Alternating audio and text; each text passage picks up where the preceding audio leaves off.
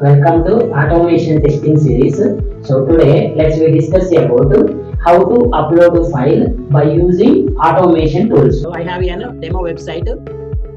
Click on file upload. Now I want to upload the file of the browse button. First of all, let's find the element of browse button. You are able to find this web element manually or go with the select also. So I am going with here X path. So write the script here.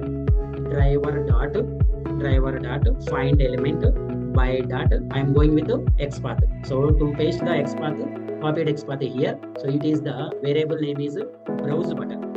So it is an web element. What is the browse button? It is an web element.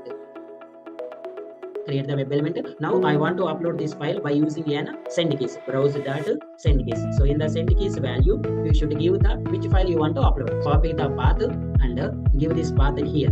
Let's remove this extra colons. So now run this script. Observe the file is uploaded or not. So the tool automatically upload the file.